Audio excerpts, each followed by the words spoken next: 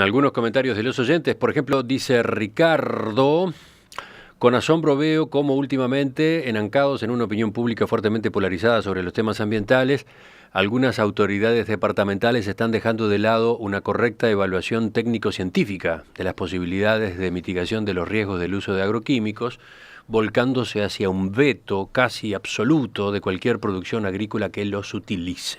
Totalmente de acuerdo. ¿Cómo? Totalmente. Totalmente de acuerdo. Un colega de Canelones. Bueno. Yo no estoy de acuerdo, pero bueno. A ver. Bueno, a ver. Después dice otro oyente, celular terminado en 73, saludos a Adriana, gran comunicadora. Gracias por la claridad de tus palabras. ¡Qué nivel! Ahí corro con desventaja, las mías no son claras, son gangosas. No te ayuda la voz, ¿no? Exacto, por eso digo. Después Gonzalo dice: quien niega o cuestiona el agronegocio se convierte en un enemigo de la viabilidad económica del país. Todo lo demás es discusión ideológica con toques populistas, sin desconocer que nunca hubo más desaparición de pequeños productores granjeros que en los últimos 12 años. Esa afirmación también es ideológica. Es que Por último, elijo otro más, el de Walter: el modelo productivo agroindustrial químico es lo que está en cuestión a nivel mundial. Existen otras formas, la agricultura orgánica regenerativa, el PRB, agrega. ¿Es posible que convivan la producción extensiva con los emprendimientos familiares en el Uruguay de hoy? ¿Cuál es la sinergia factible entre ambas formas de producción? De eso estamos discutiendo esta mañana en la mesa agropecuaria con Federico Montes, director de los Servicios Agrícolas del Ministerio de Ganadería, Agricultura y Pesca, Andrés Berterreche, senador suplente por el MPP, exministro, Adriana Sumarán, productora frutícola en la zona de Rincón de Melilla, y Guillermo Vila, productor ganadero agrícola en el departamento de Flores. Vamos al punto que habíamos dejado pendiente. Objetivo central de este espacio. ¿Es correcto plantear dicotomías en los sistemas de producción? ¿Cuál es la forma que tenemos de aportar sencilla a los oyentes, sobre todo los que no están en el tema? Bueno, lo primero yo creo que estamos todos de acuerdo que no es conveniente y no colabora plantear casilleros de buenos y de malos. Acá no hay buenos y no hay malos. Lo que hay acá es un sistema de producción a nivel país que tenemos el deber y la responsabilidad de seguirlo trabajando y ordenando en el caso que sea necesario. Está claro, y vamos a ser contundentes en esto, que Canelones es un departamento diferente en nuestro país.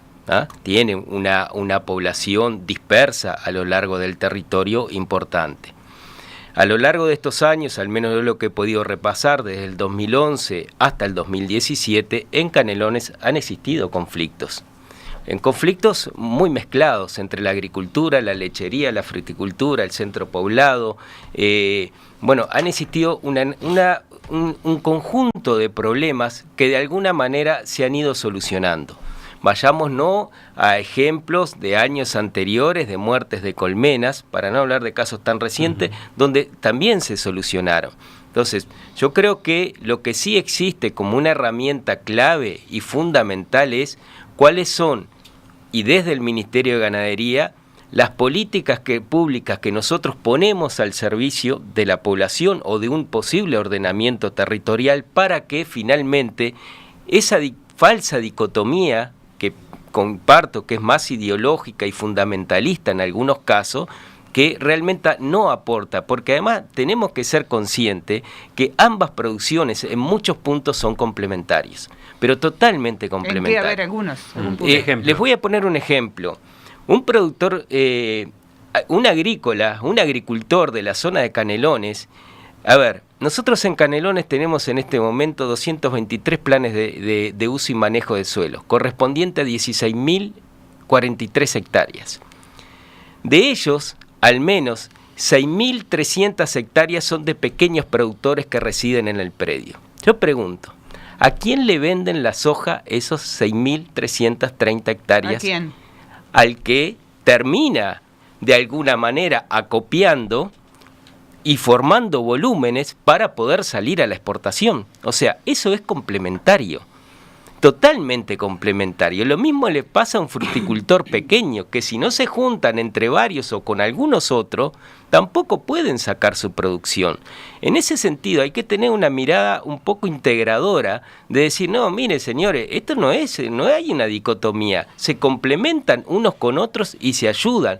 Lo que sí tenemos un factor común, y lo quiero reiterar porque Adriana lo expresó muy bien, es que existe un solo concepto a nivel país en el ámbito de la producción, que es la producción, el cuidado del medio ambiente y la salud. Eso es un único concepto que en este país tenemos que tener. Para todos los rubros. Sea productor chico, mediano, grande, no importa.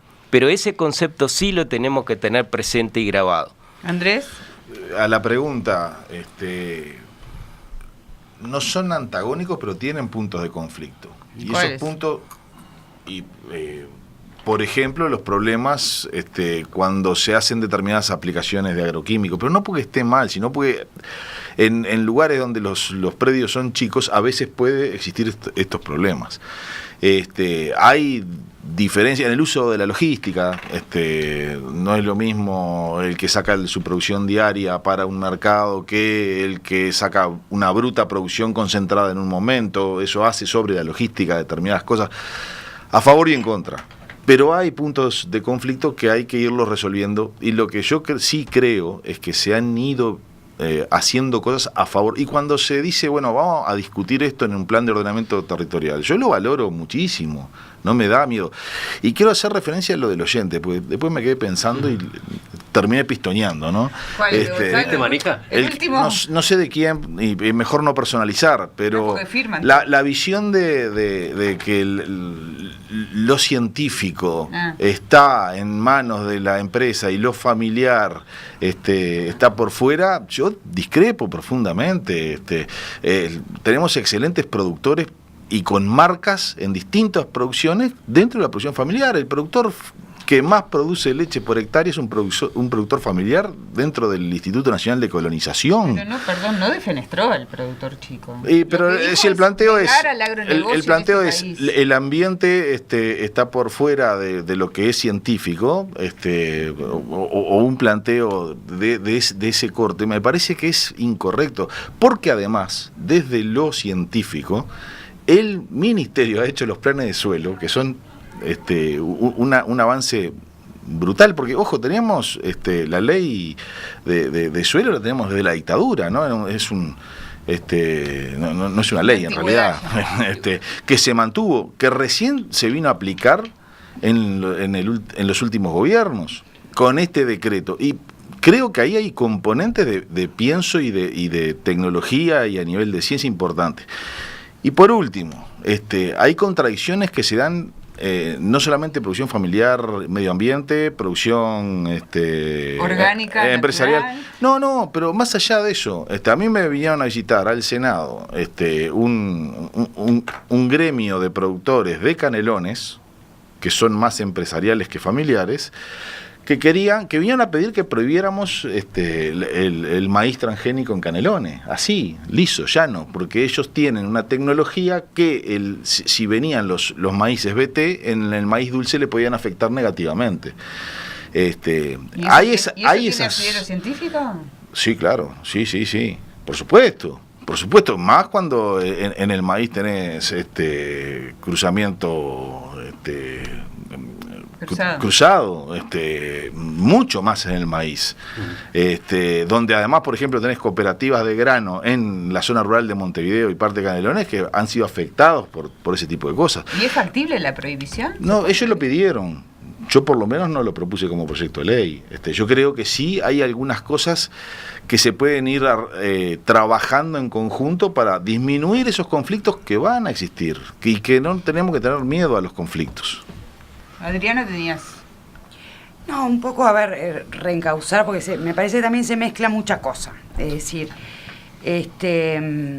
nosotros tenemos diferentes formas de lograr un producto que convengamos que tiene que tener determinadas características. Pero también se mezcla en lo que son, es decir, en cualquier proceso de producción nosotros necesitamos insumos, necesitamos plaguicidas, necesitamos fitosanitarios. Lo que a veces se cuestiona es el origen de esos insumos, de esos plaguicidas. Es decir, lo que define un sistema de producción orgánico, integrado o convencional, no es si se usa o no insumos, sino el origen de ese insumo. ¿Y el cómo? Si es de síntesis, de natural. Eso define las producciones. Creo que ahí también hay un gran enredo, una gran confusión para el oyente. Entonces, el cómo utilizamos esos diferentes insumos es lo que define mucho más el impacto en los recursos naturales. El tipo es importante, ni que hablar, pero el cómo se utilizan, y creo que ahí es donde se pueden, se tiene que trabajar los puntos de conflicto que se planteaban. Es decir, muchas veces no es si uso tal o cual producto, sino cómo lo usé, que está afectando al que está al lado. Y eso muchas veces no tiene que ver el tipo de empresa, es decir, se da entre productores familiares, yo puedo, y se da en diferentes modalidades. Entonces, diferenciar un poco, y creo que ahí de verdad hay mucho prejuicio. Y hay mucho prejuicio que se subsana con conocimiento científico y con investigación. Es decir, un insumo que es natural puede hacer mucho más estragos a nivel de un compartimento ecológico que uno de síntesis. Entonces, creo que ahí entramos en una discusión muy grande y que normalmente se utilizan visiones muy simplificadas con un agravante. Cuando yo hago terrorismo con un auto o con un celular, el oyente conoce e intuitivamente tiene elementos para ser crítico frente a esa información. Cuando estamos manejando esos elementos en producciones agropecuarias, que mucha gente no tiene ni idea, hay que ser sumamente cuidadoso en los mensajes. Y que además están vinculados al alimento. De vuelta pienso que el Uruguay necesariamente tiene que ser un país que dé espacio para todo. Para la producción orgánica, para la producción tradicional, para la producción integrada. Y creo que eso, pero en todo tipo de producción hay una tendencia, por suerte, sistemática para la utilización de menos insumo en la producción. Y eso tiene aristas enormes y complejas. Entonces, si mezclamos todo, transgénico, orgánico, hay como mensajes muy confusos y que me parece que hay que ser bastante precisos. Igual, ¿sí? ¿Tenías algo? No, digo, fui el único que no hablé en el celular. No, digo, frente a tu pregunta, si eran compatibles, si eran posibles el agronegocio y la producción familiar, mi respuesta es sí. Cuando uno analiza, por ejemplo, la entrevista a Orsi, que fue el motivo central, en realidad lo que se está cuestionando son malas praxis de cosas que están claramente definidas como se deben de hacer.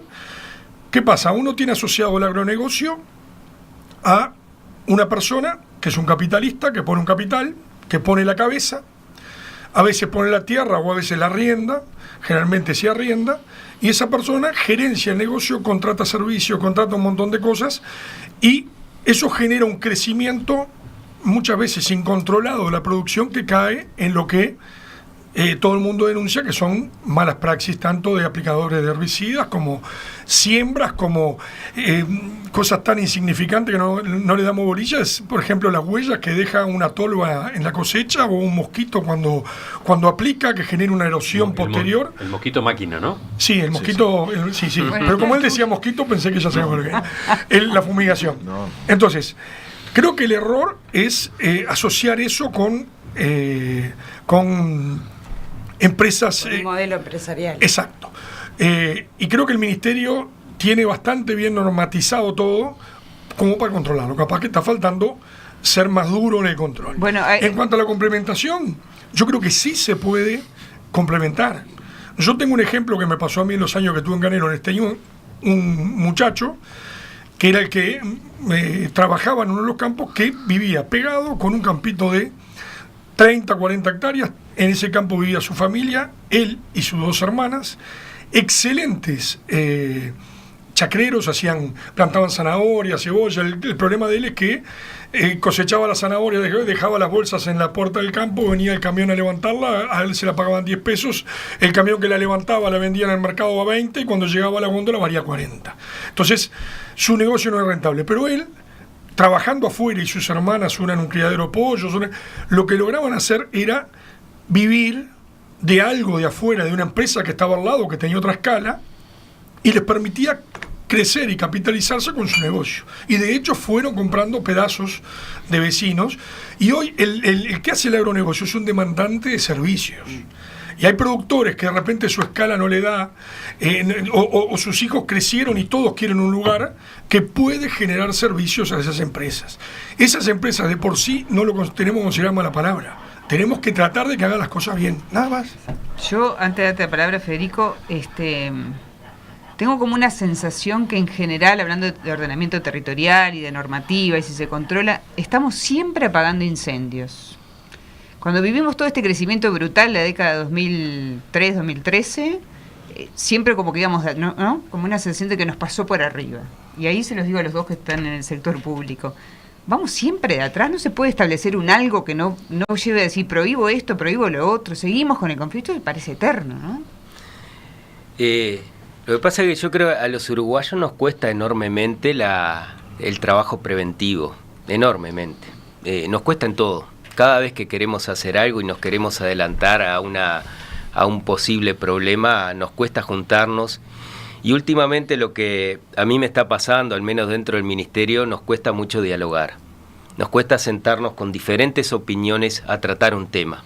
Se radicalizan mucho las posiciones y cuando se radicaliza tanto no hay posibilidad al intercambio y a llegar a un acuerdo.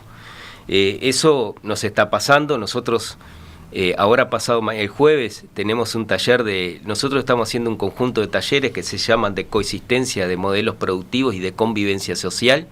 Hicimos uno en la zona de Carmelo, en Colonia Estrella, donde tenemos un problema importante entre los agricultores y los viticultores.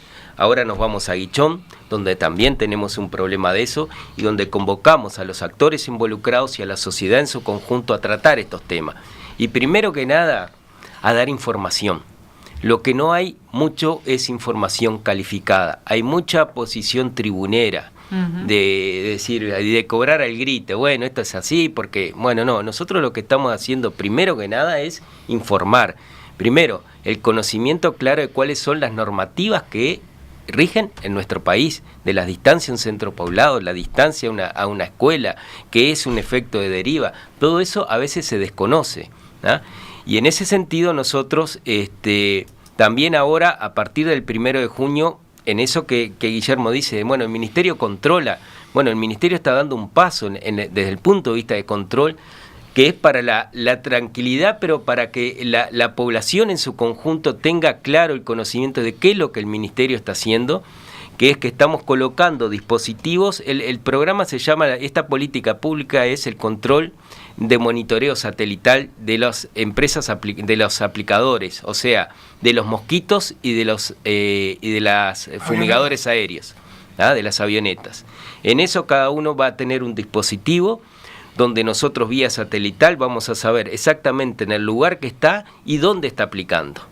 Y vamos a tener el dibujo en una pantalla para saber si está respetando o no la normativa existente en el país. Para que el oyente tenga claro, esto es lo más parecido a las cámaras de la Intendencia, es lo más parecido. Capaz que no le gusta al oyente, pues dice, bueno, pero es lo más parecido que hay para que tenga una similitud, es eso. Nosotros vamos a ver en todo momento cuándo un mosquito está trabajando, si está aplicando, además va a cargar qué aplicación está haciendo, si está usando un fungicida, un insecticida, y a qué carga, a qué dosis lo usa, y si respetó o no las normativas. ¿Y si no respetó? Si no respetó, va a tener sanciones. Nosotros hemos sido muy duros con las sanciones, duros cuando se comprueba que hay una afectación de salud, una deriva, una contaminación de un bien público como es el agua, como puede ser el suelo, por supuesto que somos muy duros. Duele. Duele, sí, y duele bastante.